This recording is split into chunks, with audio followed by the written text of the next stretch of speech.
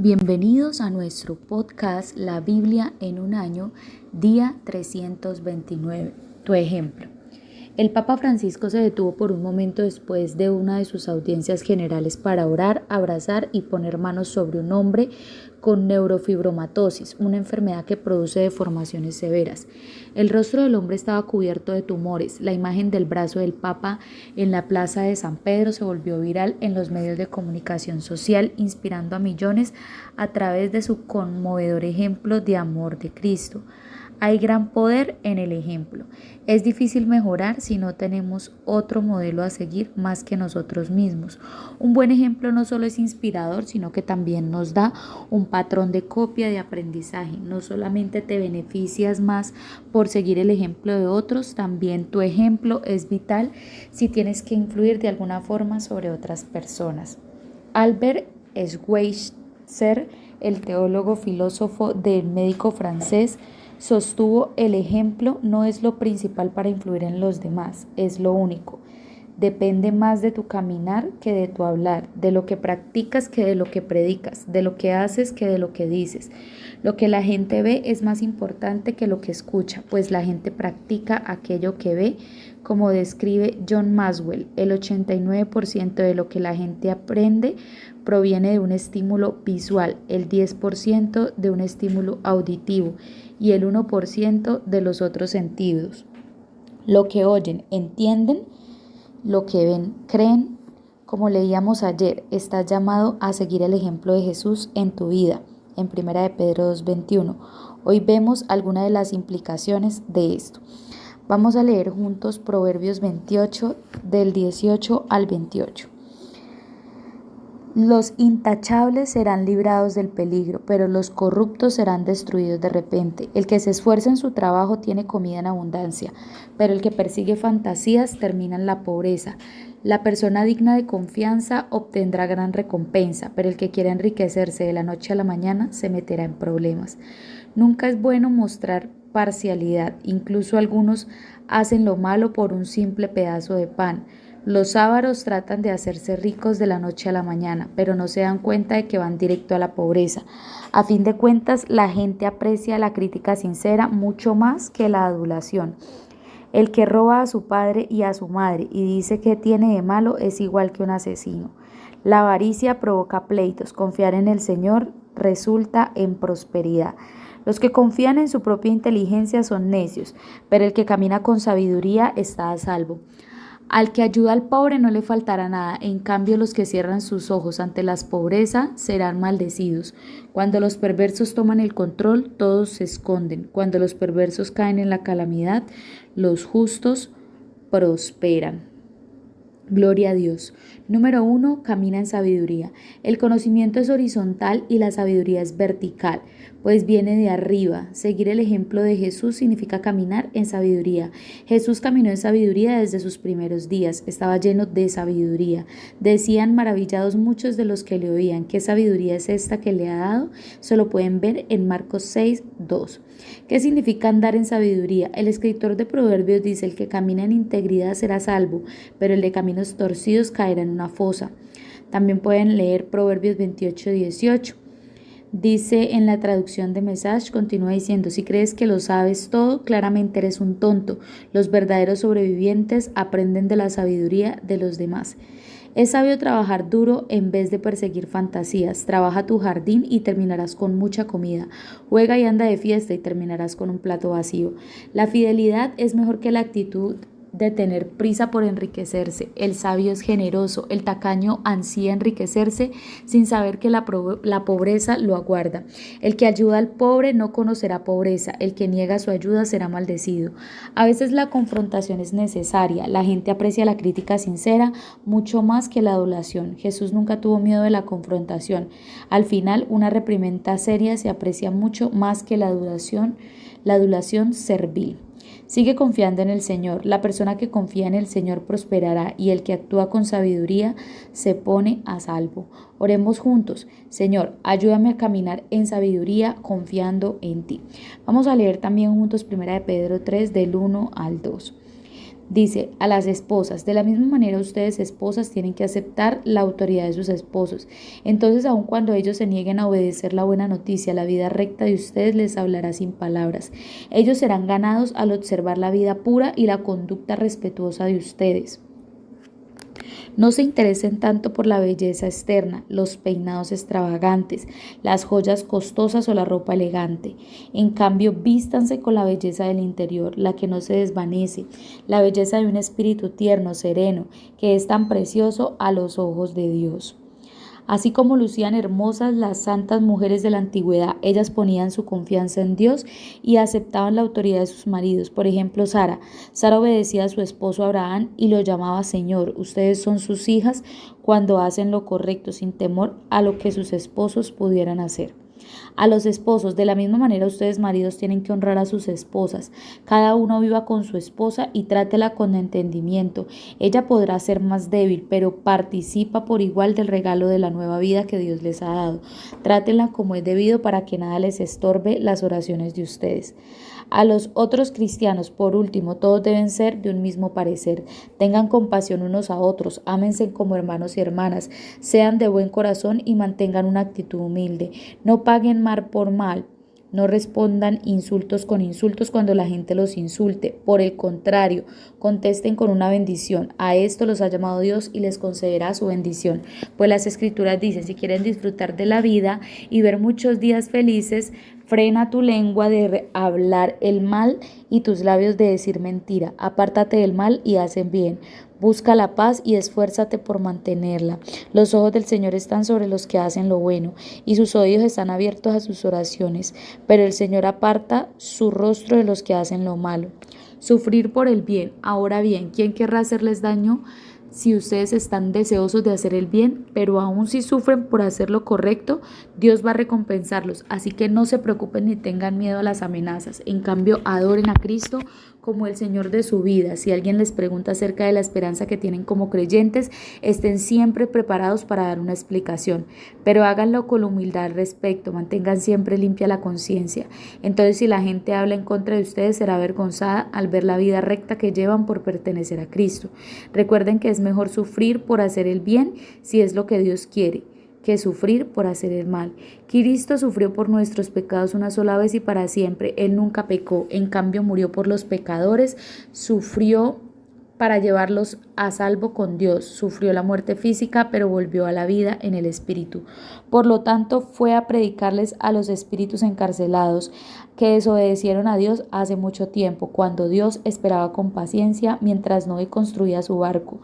Solo 8 personas se salvaron de morir ahogadas en ese terrible diluvio. El agua del diluvio simboliza el bautismo, que ahora los salva a ustedes, no por quitarles la suciedad del cuerpo, sino porque responden a Dios con una conciencia limpia y eficaz por la resurrección de Jesucristo. Ahora Cristo ha ido al cielo, Él está sentado en el lugar de honor al lado de Dios y todos los ángeles, las autoridades y los poderes aceptan su autoridad. Amén. Gana con o sin palabras. Vivir la vida cristiana es la manera más apropiada de transmitir las buenas noticias a aquellos que viven muy cerca de ti. Esto ciertamente se aplica a tu familia, a tus compañeros de trabajo, a aquellos con los que vives. A menudo puedes predicar mejor un sermón con tu vida que con tus labios. Esto es de gran importancia. Si tu esposo o esposa no es cristiano, Pedro anima a las mujeres cristianas casadas a que si el esposo de alguna de ellas no cree en la palabra, pueda ser conquistado sin palabra, al observar la conducta íntegra y respetuosa de sus vidas. Pueden ser indiferentes a cualquier palabra acerca de Dios, pero serán cautivados por tu vida de santa belleza. Lo que importa no es tu apariencia externa, sino tu belleza interior. Hay una belleza más grande que la belleza exterior, la incorruptible, la que procede de lo íntimo del corazón. Consiste en un espíritu suave y apacible. Esta sí que tiene mucho valor delante de Dios. La enseñanza de Jesús y de los apóstoles acerca del modo en que deben comportarse los esposos es revolucionaria. En una sociedad donde solo las esposas tenían deberes y solo los esposos tenían derecho. Pedro señala aquí que ambos tienen deberes el uno para el otro.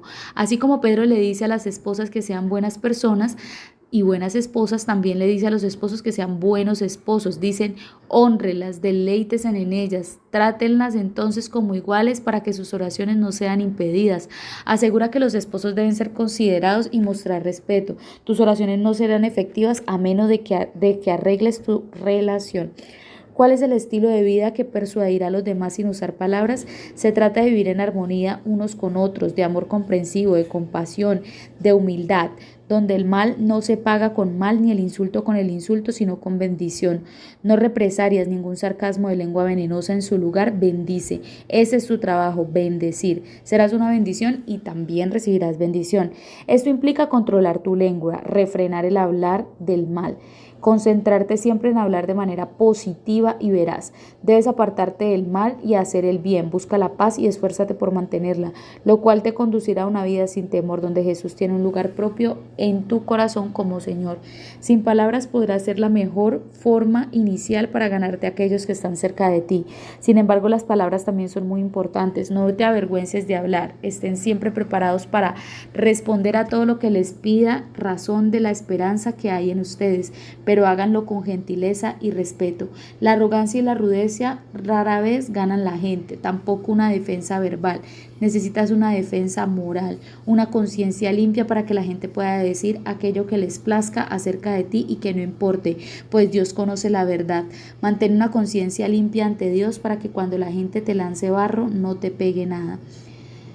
Como dice Rick Warren, no puedes controlar las mentiras que la gente pueda hablar de ti, pero puedes controlar la verdad. Vive para que la gente tenga que inventar cosas para acusarte. La cruz y la resurrección son lo que hacen posible la conciencia clara. Jesús murió por los pecados de una vez por todas para llevarte a Dios.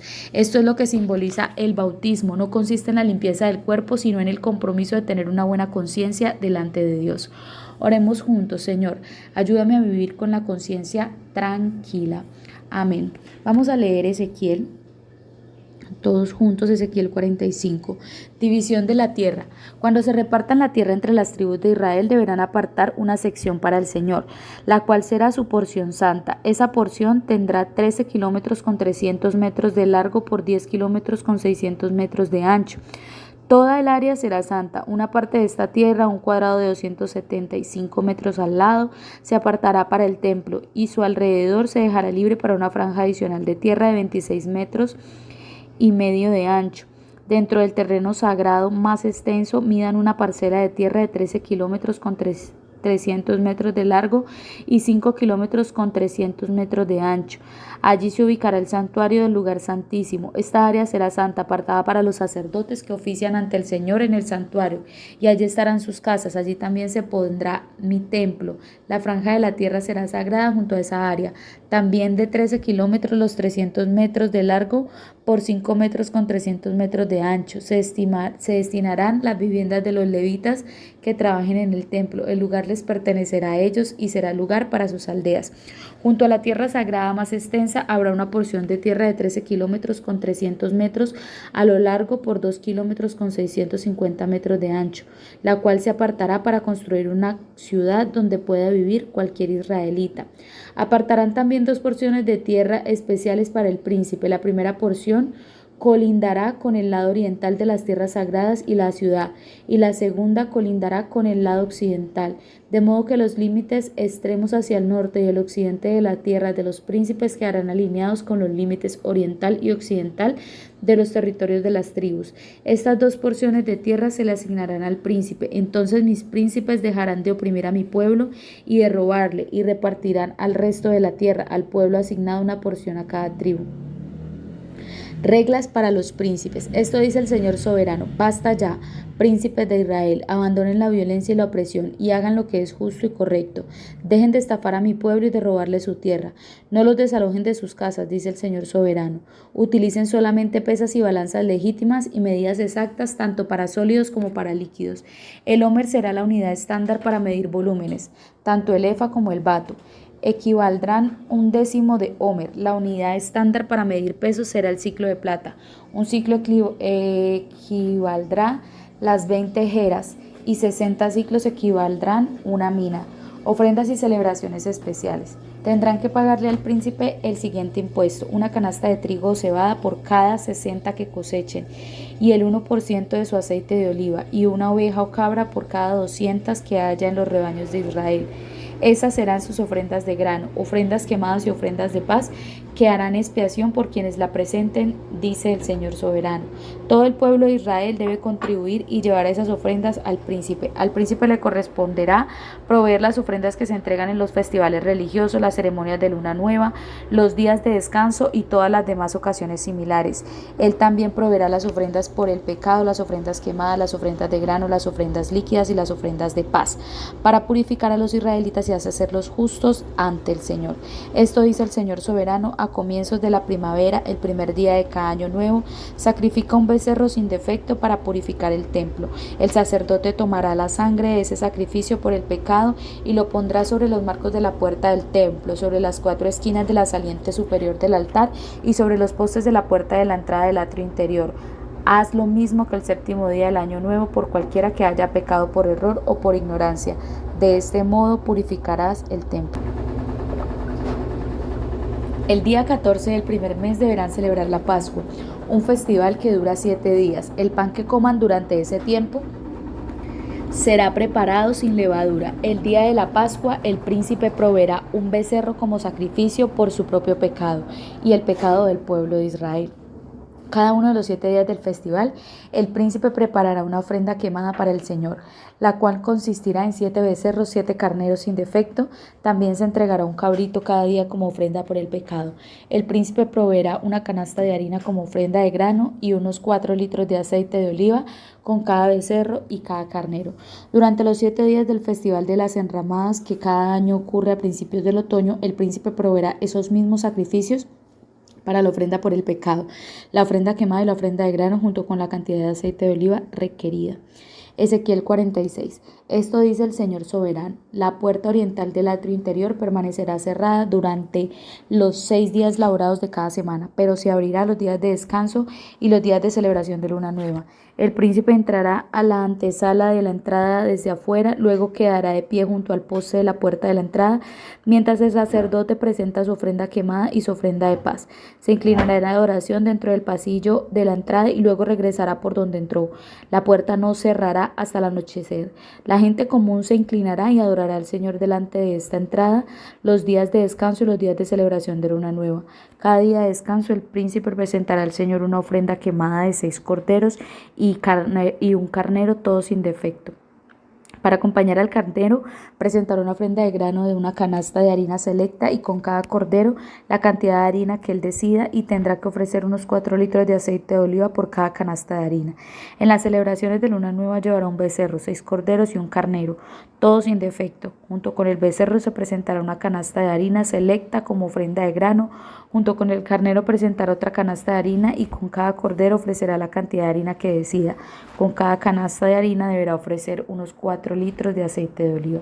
El príncipe tendrá que entrar por la puerta por medio de la antesala y saldrá por el mismo lugar. En cambio, durante los festivales religiosos, cuando algunos del pueblo entren por la puerta norte para adorar al Señor, tendrán que salir por la puerta sur, y los que entraron por la puerta sur deberán salir por la puerta norte. Nunca saldrán por donde entraron, sino que utilizarán siempre la entrada opuesta. En esas ocasiones el príncipe entrará y saldrá con el pueblo. Entonces las fiestas especiales y los festivales sagrados, la ofrenda de grano consistirá en una canasta de harina selecta con cada becerro, con otra canasta de harina con cada carnero, y una cantidad de harina que el adorador decida presentar con cada cordero. Cada canasta de harina habrá que entregar unos 4 litros de aceite de oliva. Cuando el príncipe presente al Señor una ofrenda quemada, una ofrenda de paz voluntaria, se le abrirá la puerta oriental del atrio interior y ofrecerá sus sacrificios como lo hace en los días de descanso. Luego saldrá y cerrarán la puerta detrás de él. Cada mañana sacrificarás como ofrenda quemada al Señor un cordero de 1 año sin defecto. Junto con el cordero se presentará también al Señor una ofrenda de grano que consistirá en unos 3 litros de harina selecta con 1 litro y tercio de aceite de oliva para humedecer la harina. Esta será una ley perpetua para ti.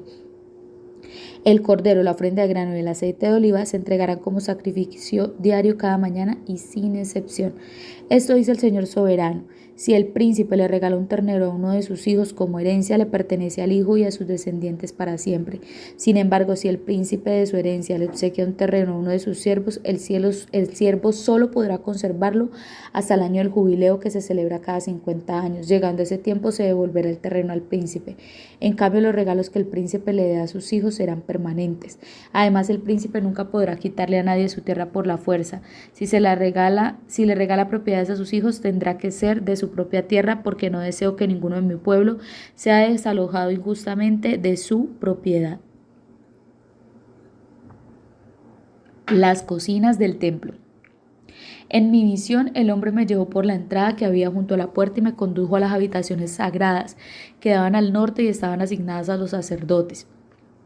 Me mostró un lugar en el que el extremo occidental de esas habitaciones y me explicó: aquí es donde los sacerdotes cocinarán la carne de las ofrendas por la culpa y las ofrendas por el pecado, y donde también hornearán el pan hecho con la harina de las ofrendas de grano. Usarán este lugar a fin de no llevar sacrificios por el atrio exterior y poner al pueblo en peligro al transmitirle la santidad.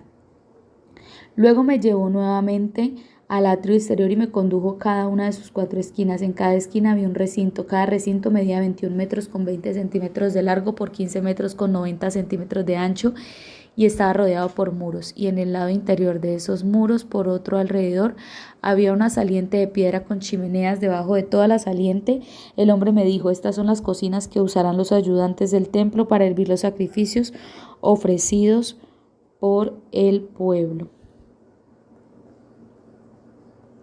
Amén. Adora en el camino del Señor.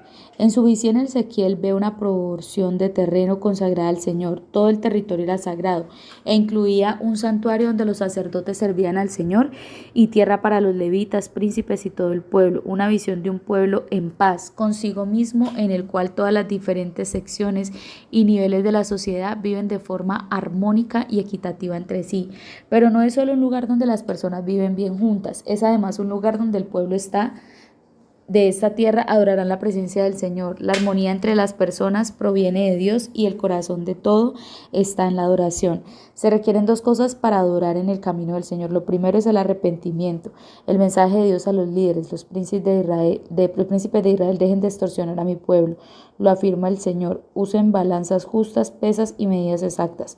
La segunda es la expiación, la Pascua. Simboliza que Dios no toma en cuenta tu pecado debido al sacrificio de Jesús. Se puso sangre en los dinteles de las puertas, prefigurando la sangre de Cristo. El número 7 es el número perfecto. El día 7, durante 7 días, durante los 7 días de la fiesta, el príncipe deberá ofrecer el holocausto al Señor: 7 terneros, 7 carneros sin defecto, durante los 7 días de la fiesta. Esto señala el único sacrificio perfecto de expiación necesario de Jesucristo para ti, el cual te permite entrar en la presencia del Señor y vivir una vida de adoración. Camina en el camino de la cruz y la resurrección de Jesús. Vive una vida que permita ganar a la gente. Mantén tu conciencia limpia y vive sin miedo. Sigue el ejemplo perfecto de Jesús y tu vida será un ejemplo para los demás. Oremos juntos. Señor, gracias por haber muerto el justo por los injustos, para llevarme a Dios. Ayúdame a vivir una vida de adoración siguiendo tu ejemplo perfecto. Amén. Lo declaro. Pipa añade. En 1 de Pedro 3:6. Sara, que obedecía a Abraham y lo llamaba su Señor. En un par de ocasiones le he dicho a Nick Señor, pero solo por error le he llamado papito y posiblemente mami, además de muchas otras cosas. Muchas gracias por haberse conectado a este tiempo. Recuerde que este devocional fue escrito por el pastor Nicky Gumbel de la iglesia HTB en Londres y que la voz que le dio vida a este podcast es la de Surizada y González. Que Dios les bendiga.